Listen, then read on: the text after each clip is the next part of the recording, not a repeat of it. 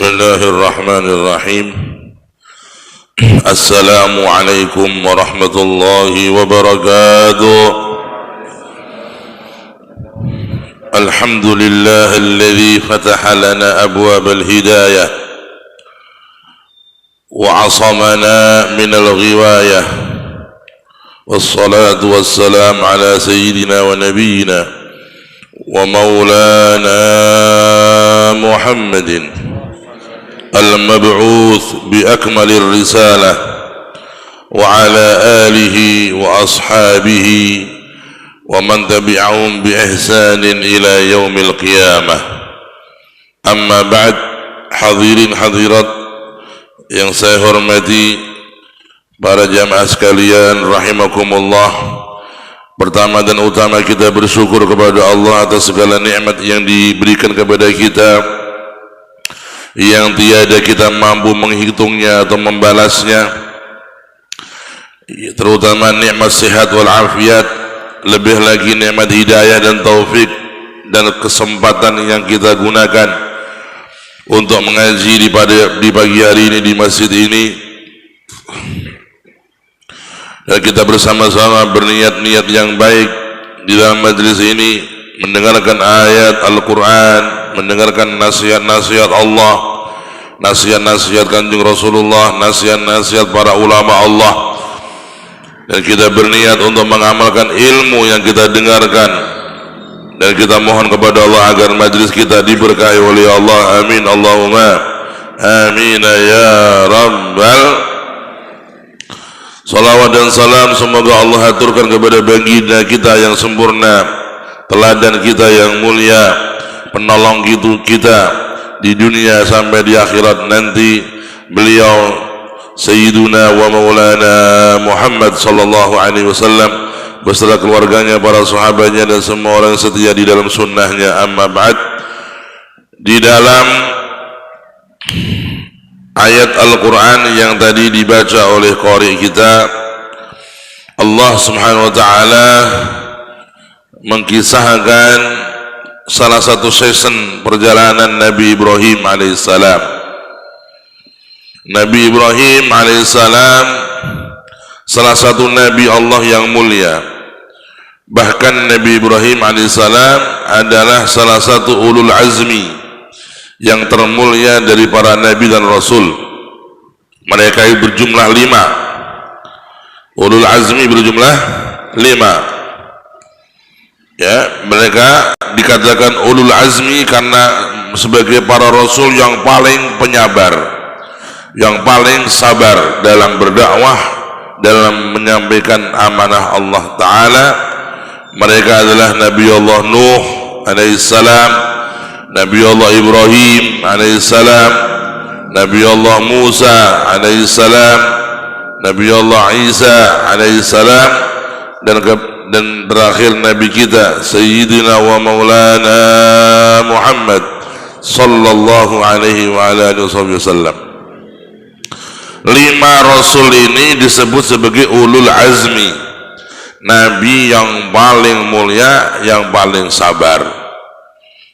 Lalu Nabi Ibrahim dari 5 Nabi ulul azmi ini, beliau adalah Nabi yang termulia di nomor kedua setelah Nabi Muhammad sallallahu alaihi wasallam. Rasulullah Nabi kita yang termulia nomor 1. Kemudian yang kedua Nabi Allah Ibrahim alaihissalam. Kemudian baru ulul azmi yang lain. Setelah itu urutan berikutnya rasul-rasul yang lain yang 25, kemudian disusul dengan rasul-rasul yang lain di luar 25, jumlahnya 313. Kemudian setelah mereka adalah para nabi secara umum yang mereka jumlahnya kurang lebih 124.000 dikurangi 313 para rasul dan para mursalin. Bapak Ibu rahimakumullah, Al-Quran mengkisahkan Nabi Ibrahim alaihissalam dalam banyak surat, dalam berbagai ayat. Ini menunjukkan bahwa Nabi Ibrahim alaihissalam adalah salah satu Nabi yang sangat dimuliakan oleh Allah karena keteladanannya yang mulia, karena keagungannya yang besar, yang tiada bandingannya.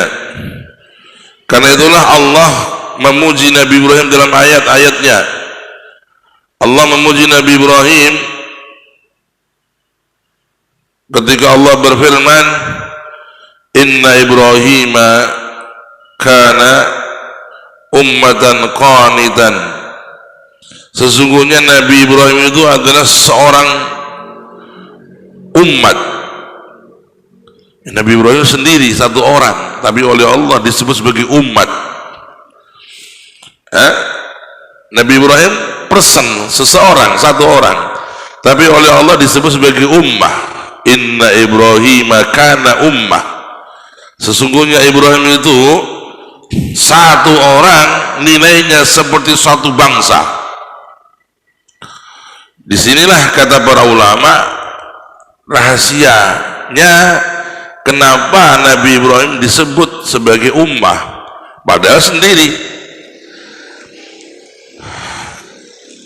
Dalam hal ini para ulama mengatakan bahwa orang yang sendirian tapi dia membawa kebenaran, ya, melawan khalayak yang membawa kebatilan, hakikatnya di sisi Allah yang disebut sebagai kuat dan besar adalah yang membawa kebenaran walaupun sendirian. Orang yang benar itu besar dan kuat walaupun sendirian, dan orang yang salah itu kecil dan kerdil walaupun jumlahnya banyak. Karena itulah Al-Quran juga mengisyaratkan bahwa ketika Allah menyebut kegelapan-kegelapan itu selalu dengan kalimat jamak, az-zulumat, jamak. Di sisi lain sebaliknya, ketika Allah akan menyebut cahaya di Al-Quran tidak ditemukan kalimat jamak, justru yang ada kalimat tunggal, kalimat mufrad, an-nur. Yukhrijuhum minadh-dhulumati ilan nur. Dikeluarkanlah manusia itu oleh para nabi dari kegelapan-kegelapan, kegelapan kebodohan, kegelapan kemaksiatan, kegelapan kefasikan, kegelapan syahwat, kegelapan kemunduran. Itu semua kegelapan dan zulumat. Yukhrijuhum minadh-dhulumat ilan nur. Ketika Allah menyebut cahaya tidak disebut dengan kalimat jamak, tidak dikatakan al-anwar, tapi ilan nur, kepada cahaya. Kata ahli tafsir, Allah selalu menyebut kalimat cahaya dengan kalimat tunggal dan menyebut kalimat kegelapan dengan kalimat jamak agar memberikan satu motivasi bagi orang yang membawa kebenaran, membawa cahaya. Dia memiliki keyakinan kepada Allah bahwa walaupun engkau sendiri, walaupun engkau satu, engkau akan mengalahkan yang banyak, yang batil, yang banyak, yang gelap-gelap itu akan sirna. Qala ta'ala wa qul ja'al haqqu wa zahaqal batil innal batila kana zahuqa. Katakan, hai Muhammad, telah datang kebenaran dan sirnalah, lenyaplah kebatilan. Sesungguhnya kebatilan itu sesuatu yang mudah lenyap, yang mudah hilang. Di dalam tafsir para ulama dikatakan demikian, al-haqqu ablaj wal zulmatu lajlaj. Kebenaran itu terang, benerang, dan kebatilan atau kebatilan itu adalah kegelapan dan kegelapan yang meragukan. Nabi Allah Ibrahim alaihissalam dipuji oleh Allah sebagai orang yang satu tapi nilainya seperti satu bangsa, ya. Kemudian Allah Subhanahu wa taala menjadikan Nabi Ibrahim sebagai salah satu orang terpenting dalam kehidupan dunia ini. Beliau memiliki julukan sebagai Abul Anbiya, ayahnya para nabi. Ayahnya para nabi. Yang dimaksud sebutan ayah para nabi bagaimana? yakni semua nabi yang diutus oleh Allah setelah Nabi Ibrahim semuanya bernasab kepada Ibrahim, semuanya, baik itu dari jalur Bani Israel. Allah mengutus kepada mereka nabi-nabi yang sangat banyak, dan nabi-nabi Bani Israel itu tidak lain adalah keturunan dari Nabi Allah Yakub. Yakub itu namanya Israel namanya adalah Yakub. Jadi Bani Israel itu keturunan Nabi Yakub. Nabi-nabi yang ada di Bani Israel keturunan Nabi Yakub. Nabi Yakub punya ayah Nabi Allah Ishak. Nabi Allah Ishak punya ayah Nabi Allah Ibrahim alaihimussalam. Jadi Bani Israel nyambung ke Nabi Ibrahim. Kemudian Nabi kita Afdhalul Khalq, semulia-mulia makhluk dan penutup para nabi, Sayyidina wa Maulana Muhammad sallallahu alaihi wasallam, beliau bernasab kepada Adnan. Dari Adnan beliau nyambung kepada Nabi Allah Ismail. Nabi Allah Ismail putra Nabi Allah Ibrahim. Karena Nabi Ibrahim menjadi ayah semua nabi yang setelah beliau, maka beliau disebut sebagai Abul Anbiya. Abul Anbiya. Maka manusia itu ada namanya Abul Bashar Adam, wa Abul Bashar Syith, wa Abul Bashar wa Abul Anbiya Ibrahim alaihissalam.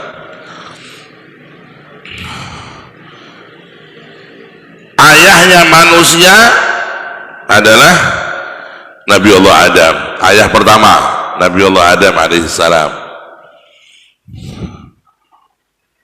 Kemudian ayah manusia yang kedua Nabi Allah Syith. Nabi Allah Syith, dari beliau itulah bercabang-cabang anak cucu Nabi Adam alaihissalam begitu banyak. Nabi Allah Syith ayah manusia yang kedua. Kemudian ayah para nabi yaitu Nabi Allah Ibrahim alaihissalam, Abul Anbiya. Nabi Allah Ibrahim dijadikan oleh Allah sebagai Abul Anbiya bukan suatu hal yang gratis, karena beliau adalah seorang nabi yang telah diuji dengan ujian-ujian terberat dalam kehidupan ini. Tidak ada satu ujian yang berat dalam hidup ini kecuali Nabi Ibrahim mengalaminya, dan beliau lulus alaihissalam. Karena itu Allah mengatakan, wa idibtala Ibrahim rabbuhu bikalimatin fa'atammahun qala inni ja'iluka linnasi imama qala wa min dhurriyyati qala la yanalu ahdi dhalimin. Dan ketika Allah menguji nabinya bernama Ibrahim bikalimat, ikhtalafu, para ulama berbeda pendapat apa kalimat ini, yakni al-awamir wan nawahi, perintah-perintah dan larangan-larangan. Ya, Allah menguji Nabi Ibrahim dengan perintah-perintah agar dilakukan dan larangan-larangan agar ditinggalkan. Ya. Kemudian Allah setelah melihat Nabi Ibrahim lulus dari melaksanakan perintah dan meninggalkan larangan, ada perintah-perintah khusus.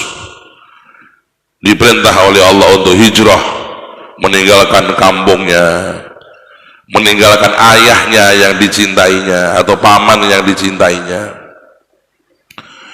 Diperintah oleh Allah untuk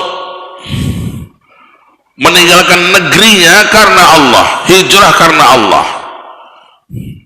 Nabi Allah Ibrahim taat, manut.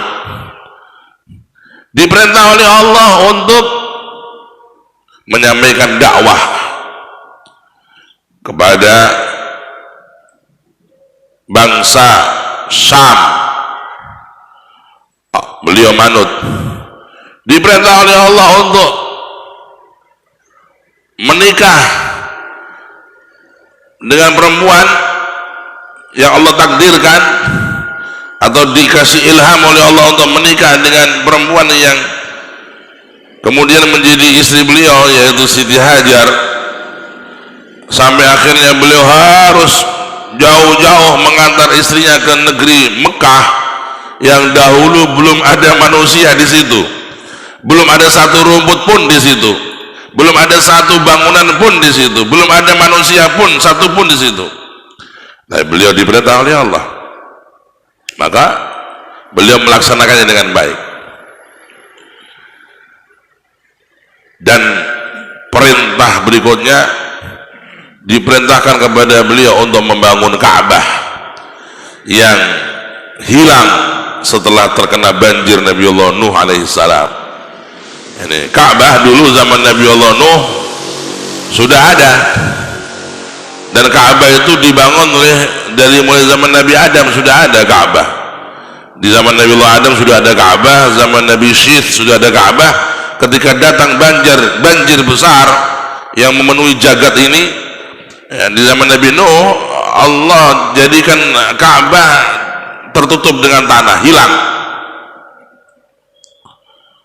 Allah perintahkan Nabi Allah Ibrahim untuk mencari di mana Ka'bah, dilaksanakan. Wa yuqal, ada riwayat mengatakan beliau mencari titik Ka'bah selama 40 tahun, arba'ina sanah. Diuji oleh Allah, suruh mencari petilasan Ka'bah selama 200 tahun. Beliau laksanakan. Falamma waqafa alaih, ketika menemukan, Allah perintahkan kepada Nabi Ibrahim untuk meninggikannya. Hai Ibrahim, tinggikan. Nah, mungkin ambruk, tersisa apa? Pondasinya. Tinggikan. Nah, maka Nabi Ibrahim bukan membangun Ka'bah, beliau meninggikan Ka'bah.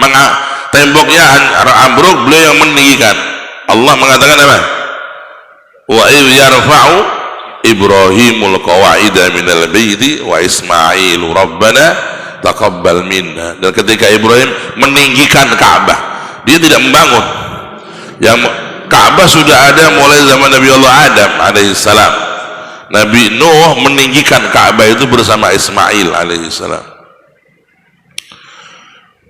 Waruya annahu Nabiullah Ibrahim membangun Ka'bah atau meninggikan Ka'bah selama 40 tahun, arba'ina sanah,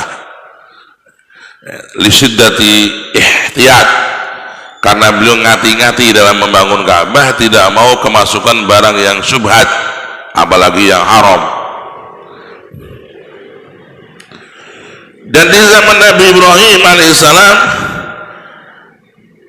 beliau mendapat ujian terberatnya adalah perintah yang dahsyat bagi seorang manusia yang tidak logis, tapi beliau lulus. Diperintah oleh Allah untuk menyembelih putranya bernama Ismail. Qala wa hadza ashaddu bala'an, ini adalah bala atau ujian yang paling akbar yang diterima oleh Nabiullah Ibrahim alaihissalam.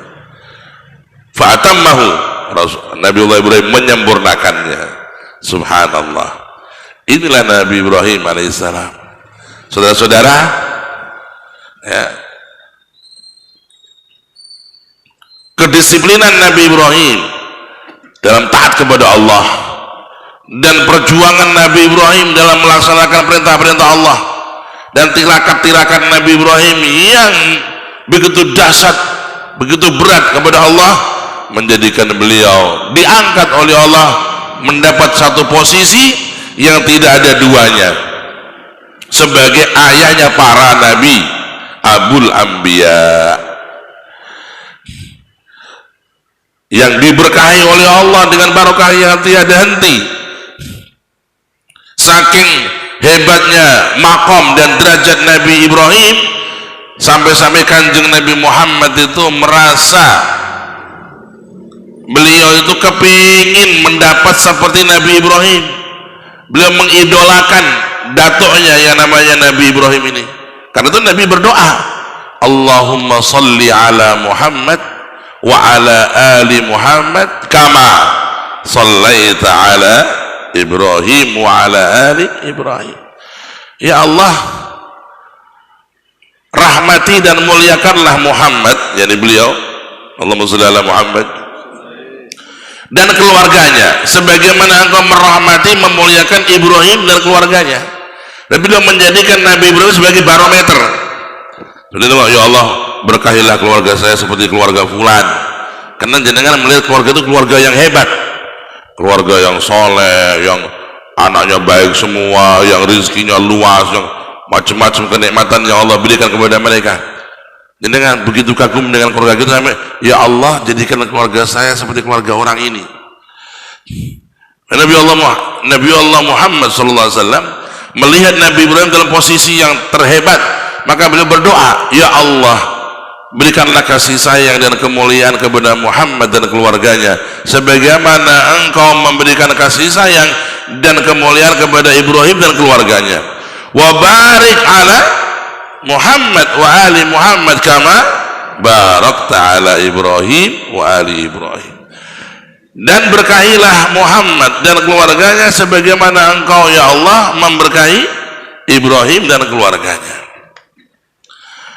Berarti Rasulullah mengidolakan Nabi Ibrahim, kepingin seperti Nabi Ibrahim, dan kepingin diberkahi keluarganya seperti keluarga Ibrahim diberkahi oleh Allah Subhanahu wa ta'ala. Namanya sholawat Ibrahimiyah, ya. Kata para ulama, sholawat yang paling afdal sejagat adalah sholawat Ibrahimiyah, ya. Jadi mireng ono sholawat nariyah ganjaran ini, sholawat tibil kulub ganjaran ini, sholawat apa qurrati aini wa habibi, sholawat ganjaran ini, semua yang punya ganjaran bermacam-macam itu di bawahnya sholawat Ibrahimiyah.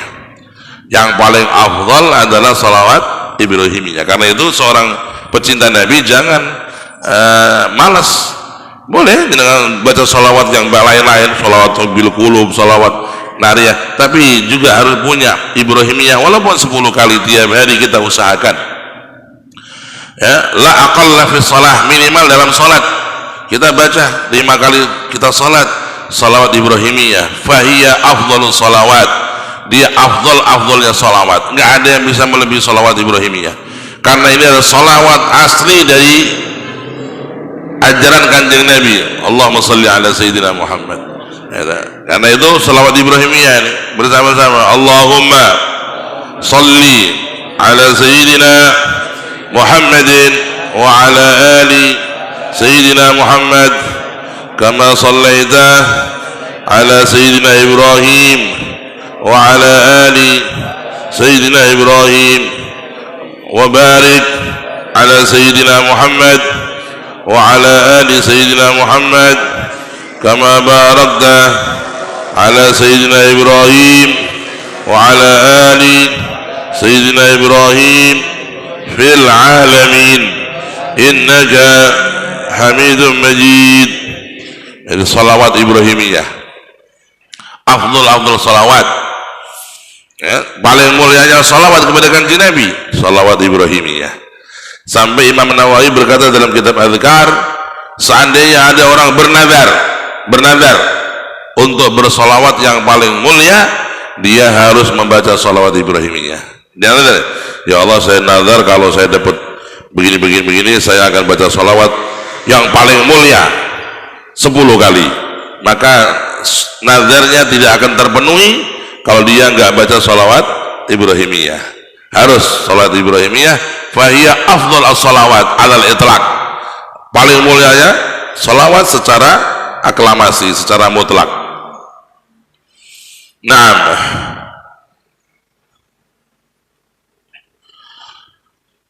kemudian Allah SWT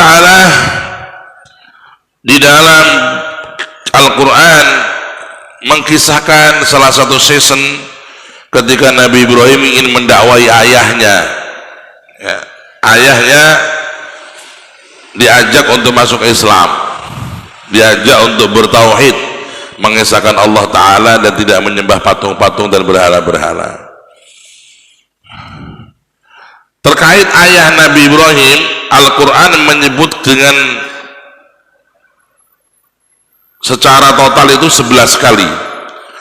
Allah menyebut ayah Nabi Ibrahim di dalam Al-Quran, abihi, itu 11 kali, 11 marrah. Disebut pertama kali dengan menyebut namanya juga. Wa idh qala Ibrahimu li abihi azara. Ketika Ibrahim berkata kepada sang ayah namanya Azar. Di ayat yang lain Allah nggak menyebut namanya, hanya abihi, ayahnya.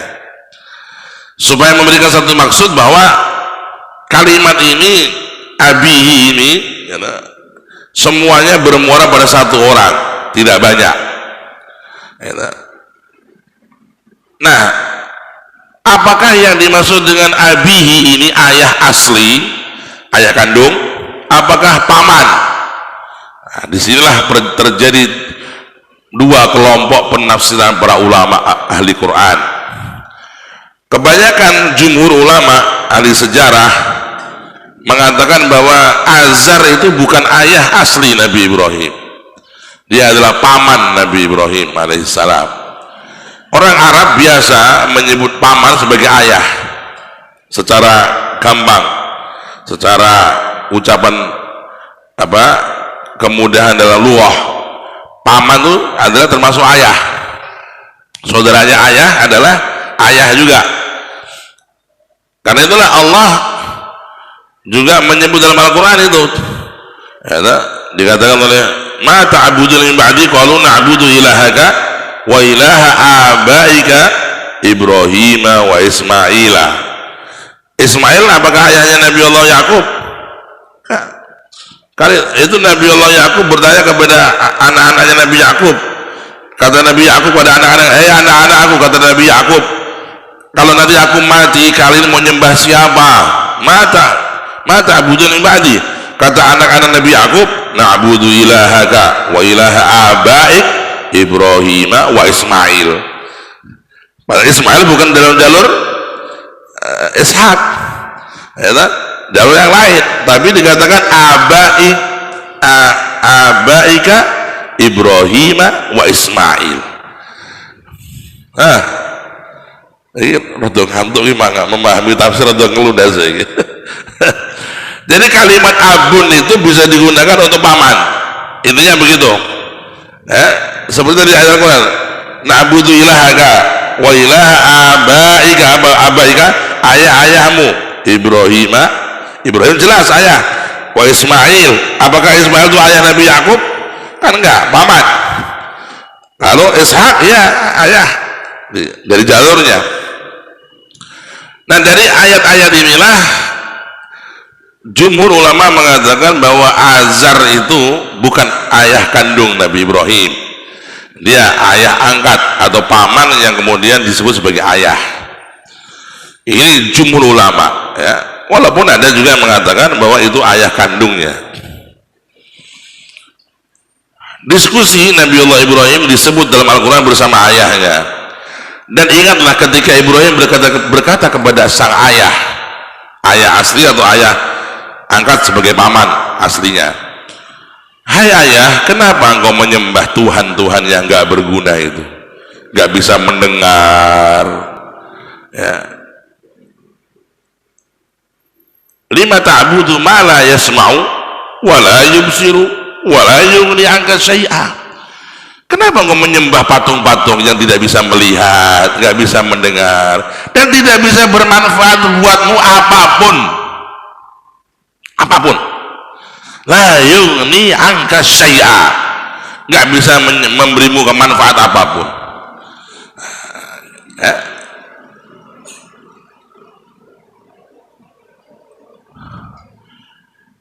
Kalau Nabi Allah Ibrahim alaihissalam menegur sang ayah, mengajak sang ayah diskusi, sebenarnya itu Allah kisahkan untuk kita mengambil pelajaran. Kita ini sekarang memang tidak menuhankan patung, kita tidak menuhankan yang namanya berhala, kita nggak nyembah berhala, alhamdulillah kita nggak nyembah patung, kita diberi nikmatul iman dan Islam, alhamdulillah.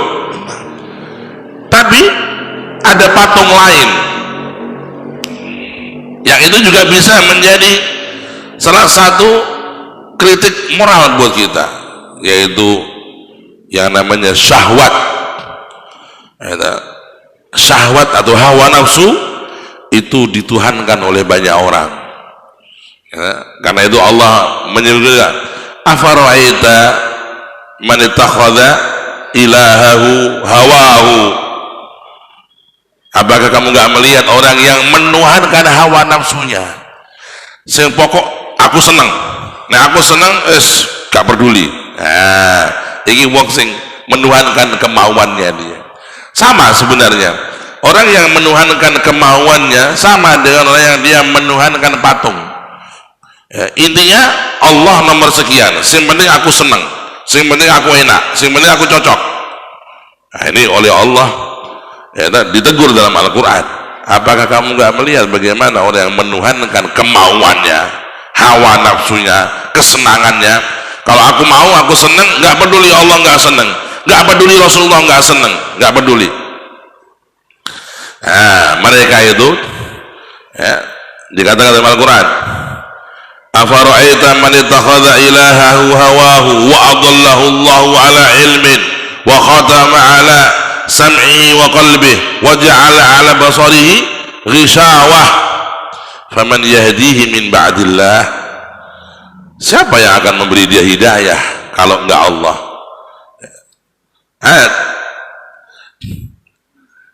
Jadi Nabi Ibrahim alaihissalam mengajak ayahnya untuk berpikirlah, apa sih manfaat patung ini? Apa manfaat berhala ini? Mendengar aja nggak bisa, ngomong aja nggak bisa, apalagi kau memberikan satu manfaat atau memberikan satu keberuntungan, nggak bisa. Nabi Ibrahim ketika berkata begitu, dilanjutkan lagi, ya abati inni qad ja'ani minal ilmi ma lam ya'tika fattabi'ini.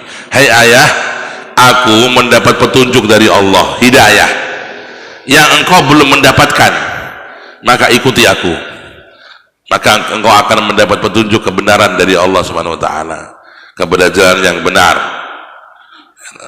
Wahai ayah, la ta'budu syaitan, jangan kau menyembah setan. Lu nyembahnya patung, kok dibilang jangan menyembah setan?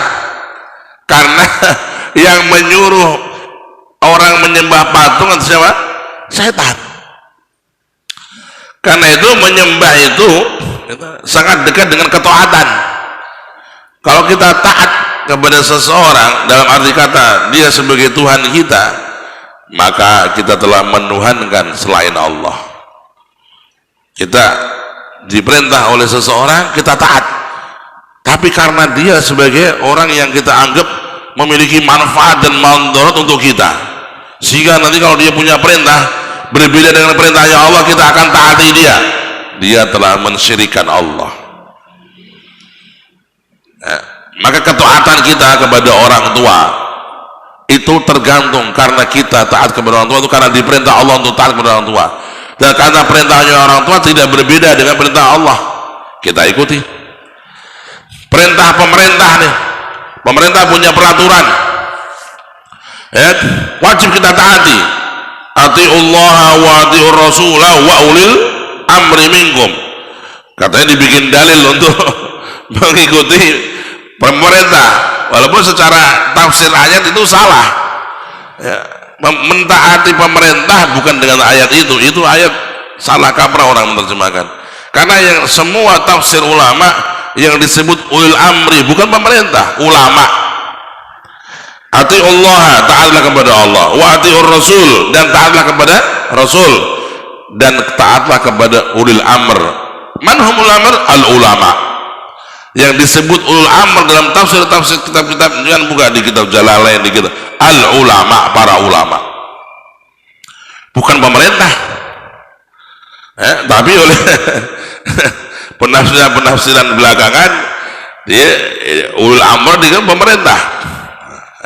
Katakan memang mentaati pemerintah itu wajib, tapi ada catatan, kalau perintahnya sesuai perintah Allah.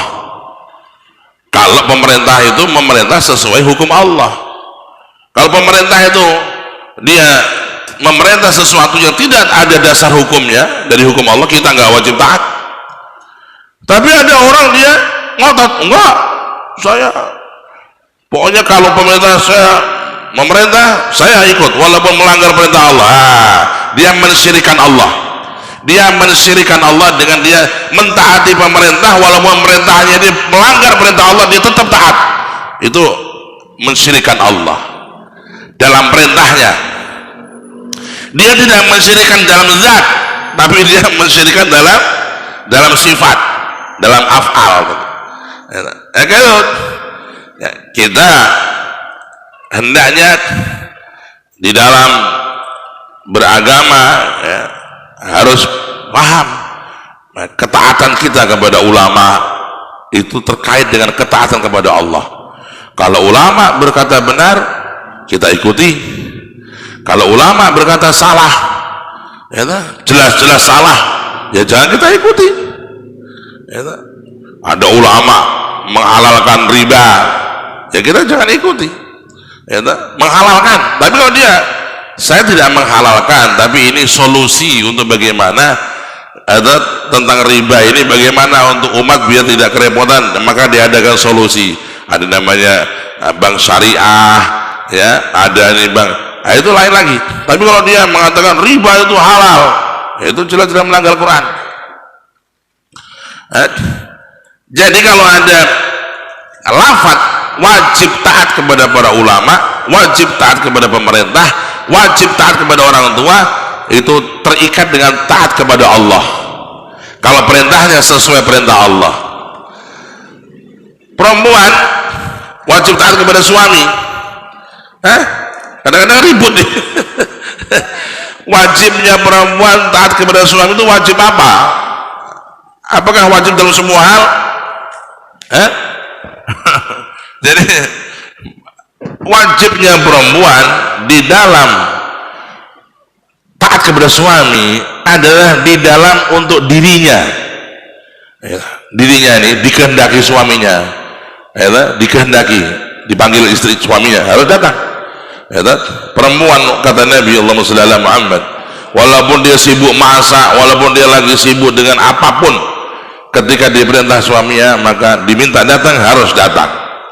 Ini kewajiban yang paling pokok. Idza da'aha ajabatuh. Kalau diminta datang, datang. Diminta untuk dipanggil, segera datang.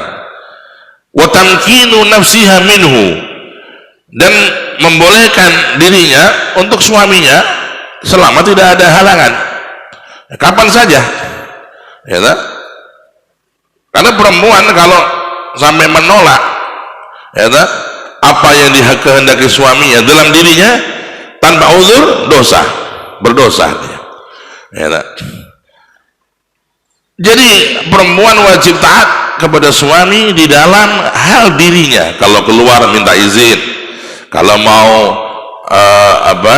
menemui seseorang harus minta izin, harus dengan muhrimnya atau suaminya.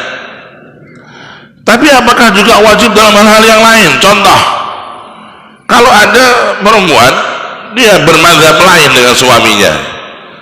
Contoh nih, ada seorang perempuan dia bermadzhab, umpamanya bermadzhab Maliki. Dia kalau bersentuh laki-laki dia nggak mengatakan batal, nggak batal. Suaminya bermadzhab Syafi'i, istrinya bermadzhab Maliki. Apakah wajib seorang perempuan itu mengikuti madzhab suaminya? Nah, di sini para ulama mengatakan nggak wajib, karena khilaf berarti ada boleh. Dia berbeda dengan suaminya dalam pendapat-pendapat ulama tadi. Ada suami istri berbeda, menurut saya, mungkin suaminya itu menggunakan hak di dalam kerudung itu pakai cadar, seperti mazhab-mazhab yang mewajibkan cadar. Perempuan dia bilang saya belum mampu, saya mengikuti mazhab yang tidak mewajibkan cadar, ya, membolehkan wajah terlihat. Apakah wajib? Nah, di sini ada perbedaan ulama, tapi ya di sini banyak ulama mengatakan perempuan tidak wajib harus mengikuti suaminya dalam semua mazhab, ya, dia punya kebebasan dalam memilih mazhab-mazhab tertentu selama itu tidak sampai mengganggu hak suaminya sebagai suami kepada sang istri tadi. Dan seterusnya, amalia-amalia zikir. Kiai duwe murid santri lanang, terus kiai liya duwe saudara wedok, nikah lagi. Wiridé beda. Sing lanang wiridane niki maca iki saka kiyaine ngono. Lah ki sing wedok si istrinya dapat wirid dari kiainya wirid yang lain. Kata suaminya, "Wes rasa nganggo wiridmu, nganggo wirid wae." Protes, nggak bisa, aku saka guruku ngene. Apakah wajib ikut? Ya enggak, boleh. Ya, wiridan itu hal-hal yang sifatnya bisa berbeda.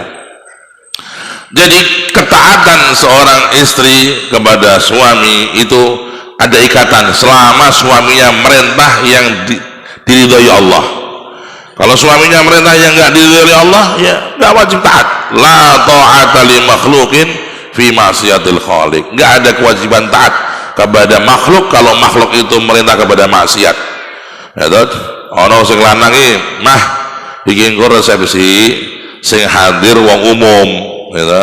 Mamah nggak usah pakai jilbab, dah pakai bukaan aja.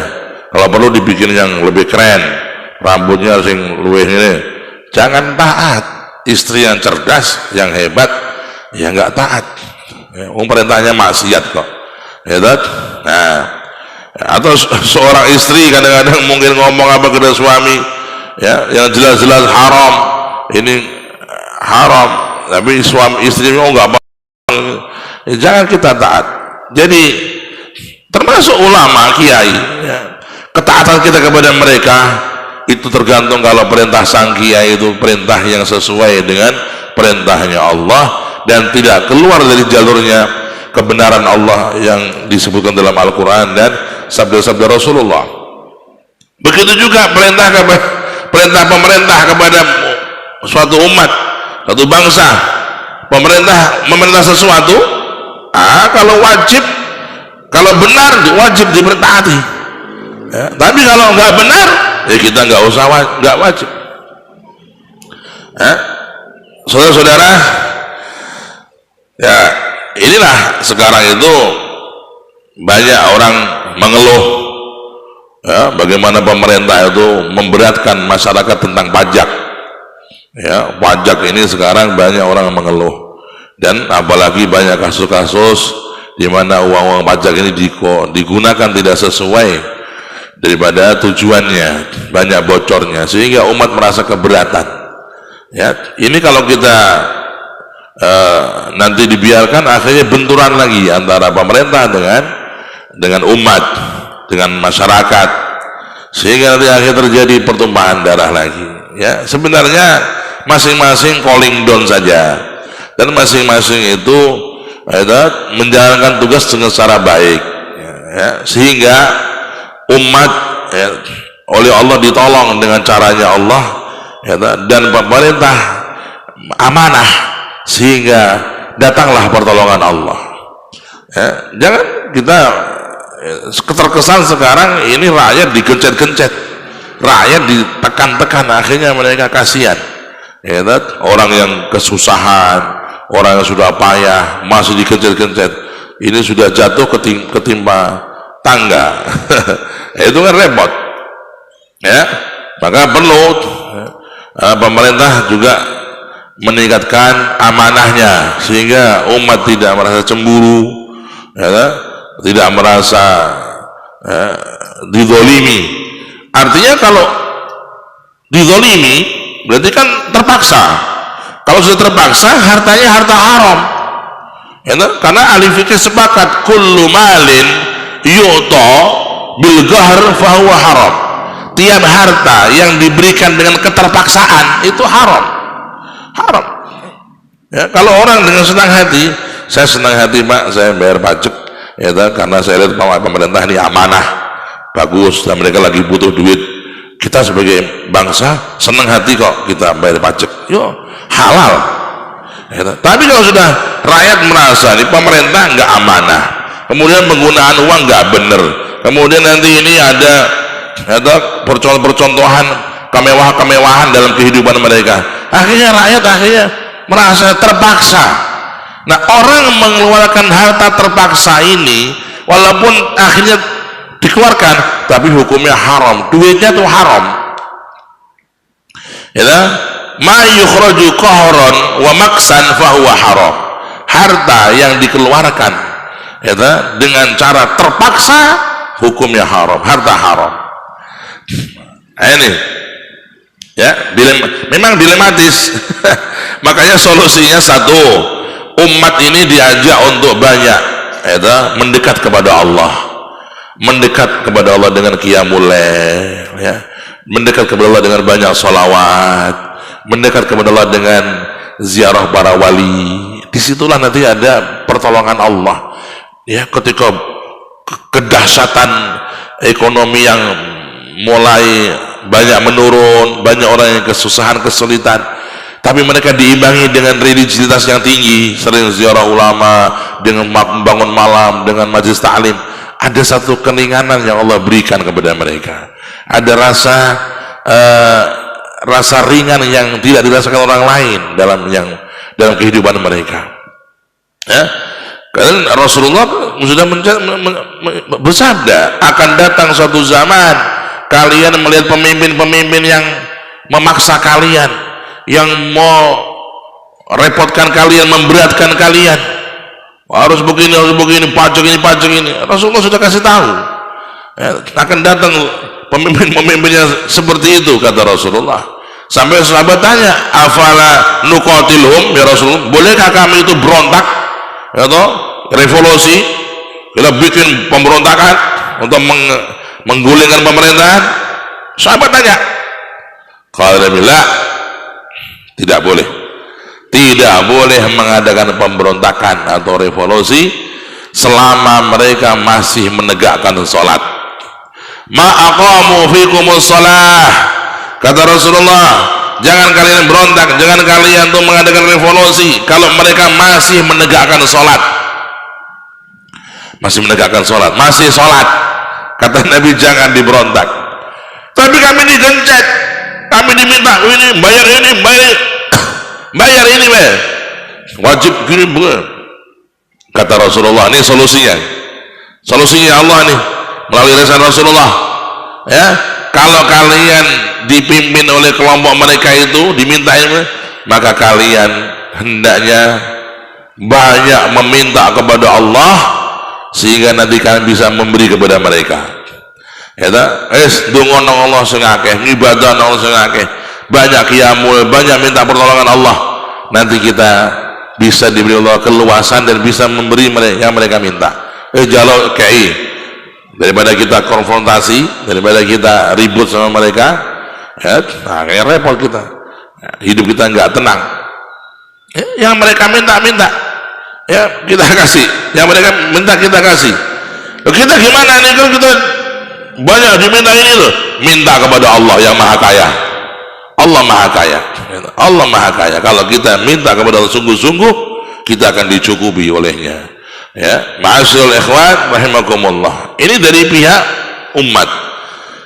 Pihak pemimpin hendaknya sadar, ya, salah satu yang menjadikan pemerintah itu akan dicintai rakyatnya dan dirahmati Allah Ta'ala kalau mereka itu penyayang kepada rakyat, ya. Dan pemerintah kalau memberatkan umat, memberatkan rakyat, mereka akan menjadi orang-orang yang diberatkan oleh Allah, disulitkan oleh Allah, ya.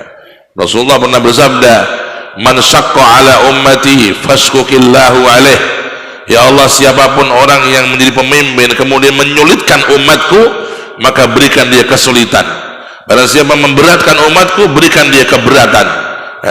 Maka hendaknya untuk mencari solusi bagi negeri ini, ya, pemerintah-pemerintah, orang-orang yang punya suara itu menyuarakan, ayo kedepankan kasih sayang kepada rakyat yang di bawah. Kalau kita menyayangi yang di bawah, nanti Allah yang maha mulia menyayangi kita. Yuk ringankan untuk orang-orang yang di bawah, ya, sehingga nanti Allah memberikan kepada kita keringanan dari hal-hal yang berat ini. Buat Allah nggak sulit, ya, mengentas kerepotan-kerepotan kita.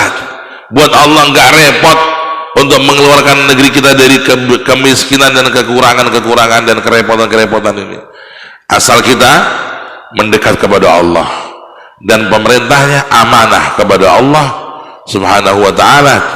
Apalagi yang pemerintah itu, kalau yang namanya pejabat itu, ya, presiden, gubernur atau menteri yang punya suara di Indonesia ini, para menteri, para gubernur, para bupati, itu kalau dia berbuat adil satu hari, itu ibadahnya seperti pahala 60 tahun ibadah. Walau yaumun min imamin adil, sabda Nabi, afdal min ibadah 60 sanah. Satu hari pemimpin berbuat adil itu pahalanya seperti ibadah 60 tahun. Masya Allah. Bagaimana kalau dia tiap hari adil? Satu hari dia adil, maka dia mendapat pahala seperti ibadah 60 tahun. Hari ini saya teken dilarang, membuka tempat perzinahan, tempat apa dilarang, diteken, tutup tempat zina, ditutup oleh bupati. Itu dia satu hari dia teken sekali, koyong ibadah sudah tahu.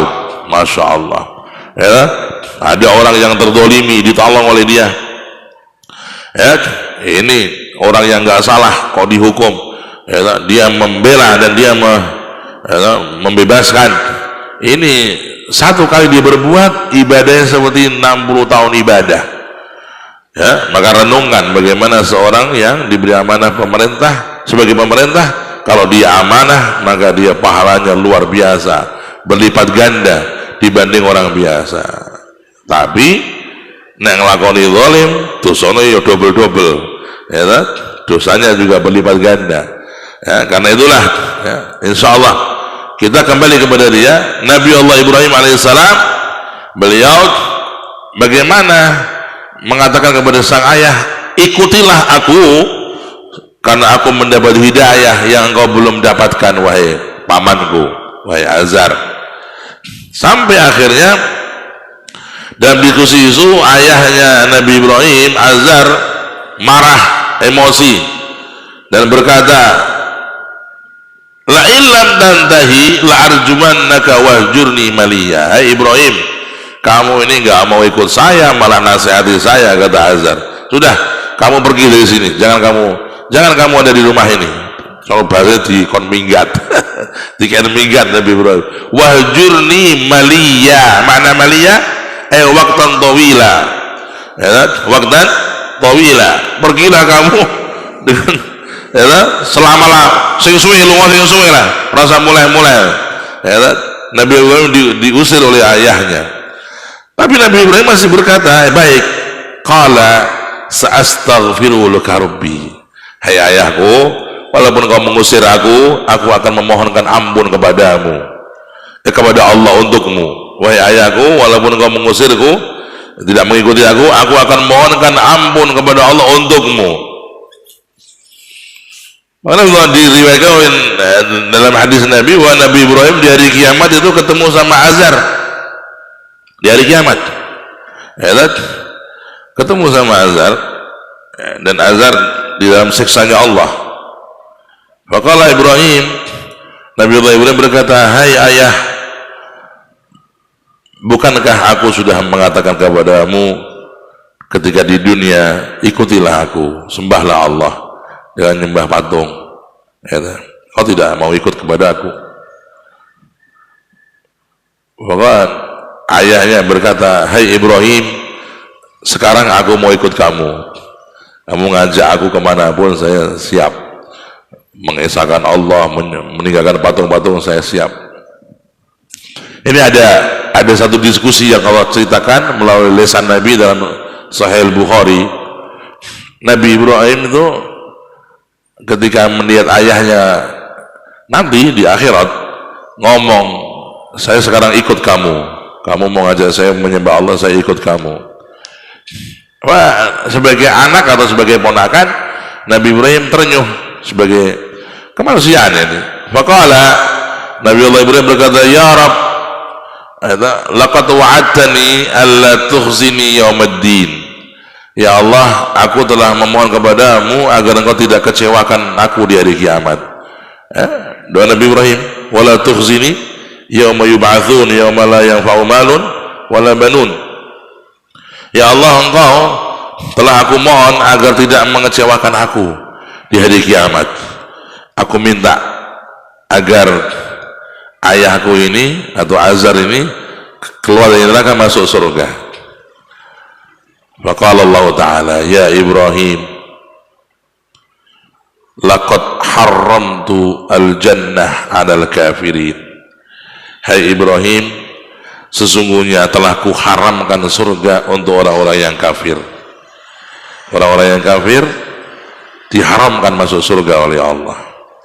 Kemudian Allah menjilmakan ayah Ibrahim, Azar itu menjadi makhluk yang sangat menjijikkan, sehingga Nabi Allah Ibrahim jijik. Fayulqa finnar, kemudian dilemparkan ke dalam neraka. Ya, ayyuhal ikhwan, bersyukurlah atas nikmat Islam. Ya, nikmat Islam ini nikmat yang paling mahal. Dengan segala kekurangan kita, dengan segala kepas-pasan kita dalam berislam, jagalah Islam kita. Karena selama orang itu membawa Islam, dia akan masuk surga dan dia akan mendapat syafaatnya Nabi Muhammad SAW. Walaupun pendosa yang paling dahsyat, pendosa yang paling besar, pemabuk tiap hari, pezina tiap hari, kalau dia matinya bawa Islam, matinya sebagai Muslim, Rasulullah akan nolong dia SAW. Rasulullah sudah berjanji, syafaati li ahli kabair min ummati, syafaatku akan kuberikan kepada orang-orang yang pendosa besar. Itu janji Rasulullah. Allahumma sholli ala Muhammad. Karena itu jangan sampai kita kehilangan nikmat Islam. Karena orang kalau sudah kehilangan nikmat Islam, dia kafir, nggak bisa lagi bermanfaat syafaat Nabi. Rasulullah pun nggak bisa. Nabi Ibrahim kepengen nolong ayahnya. Ya, wahai Allah, ayah saya. Ya, dan engkau sudah menjanjikan agar engkau tidak mengecewakan aku di hari kiamat. Apakah ada kekecewaan melebihi ayahnya yang di neraka atau pamannya yang dicintai di neraka? Maka Allah, ya Ibrahim, inni qad haramtul jannah 'alal kafirin. Aku haramkan surga untuk orang-orang yang kafir. Nas'alullah al-afiyah. Mudah-mudahan kita semua dan semua cucu-cucu kita sampai hari kiamat orang-orang yang muslim, orang-orang yang mukmin dan selamat dari kekufuran. Amin ya rabbal alamin. Bapak Ibu rahimakumullah, saya kira itu kajian kita pada pagi hari ini. Kuatkan iman dengan 3 hal. 1, banyak berzikir dan menjaga salat 5 waktu. Ini penguatan iman dan penguatan Islam kita. Pokoknya sholat, khusyuk sholat, ya, usahakan jamaah juga. Orang yang rajin sholat, orang yang banyak zikir, insya Allah imannya, Islamnya akan membaja. Kedua, dengan mengekang nafsu sekuat mungkin. Kalau dia mengajak kepada yang maksiat, jangan diikuti. Kalau yang mubah boleh, ya? Yang hukumnya mubah boleh, ya. Kalau yang haram jelas-jelas jangan kita ikutin. Dengan mengekang nafsu, maka kita akan mendapatkan ganti dari Allah, lezatnya ibadah dan kuatnya iman. Ya kan? Maka qala Nabi sallallahu alaihi wasallam, an-nadratu sahmun masmumun min sihami iblis, faman tarakahu makhafat Allah abdalahu Allahu imanan yajidu halawatahu fi qalbih. Sesungguhnya pandangan kepada yang haram, ini anak-anak muda-muda ini, pandangan yang haram, film yang jelek, foto yang jelek, menontonkan persyahwatan, pandangan yang haram adalah panahnya iblis yang beracun. Barang siapa yang bisa meninggalkannya karena Allah, maka Allah mengganti dia rasa iman yang manis di hatinya, diganti oleh Allah rasa manisnya iman, yazidu halawatahu fi qalbih. Dia merasakan imannya, rasa manis, rasa nikmat lezat imannya di hati karena dia meninggalkan pandangan yang haram. Dengan meninggalkan maksiat, semampu kita, pokoknya kita banyak istighfar. Kalau terjatuh segera tobat, nanti lama-lama iman kita, Islam kita akan membaca. Dan yang terakhir, mendekatlah kepada orang-orang soleh, karena mendekat kepada orang soleh tanpa kita sadari mentransfer aura keimanan. Karena itulah Allah mengatakan, ya ayyuhalladzina amanu taqullaha wa kunu ma'as shadiqin. Allah berkata bukan minah tapi ma'a. Hai orang yang beriman, bertakwalah kepada Allah dan jadikan dirimu dekat dengan orang-orang yang baik. Bukan dikatakan jadikan dirimu termasuk orang-orang baik, berat itu. Kalau diperintah min berarti apa? Ini minhum. Jadilah kamu orang-orang yang soleh. Waduh, berat. Jadi wong soleh ya angel. Tapi kita disuruh oleh Allah untuk mendekat. Terus kumpul. Dudu wong soleh nih, kumpul wong soleh. Engko dadi wong soleh. Jadi kata Allah tuh di surat apa tuh? At-Taubah ayat. Jadi kata Allah nih, hai orang yang beriman, bertakwalah kepada Allah dan jadikan dirimu dekat bersama orang-orang yang soleh. Allah hanya minta kita dekat kepada orang soleh, tidak diminta untuk jadi orang soleh. Karena jadi orang soleh itu enggak gampang. Mendekat aja, mendekat, nanti engkau sudah selamat itu, sudah nanti dapat barokah itu. Itu perintah Allah dalam Al-Quran. Maka kita usahakan, insya Allah kita bisa mengamalkan, bergaul dengan orang yang soleh supaya kita ketularan keberkahan mereka. Amin Allahumma amin ya rabbal alamin.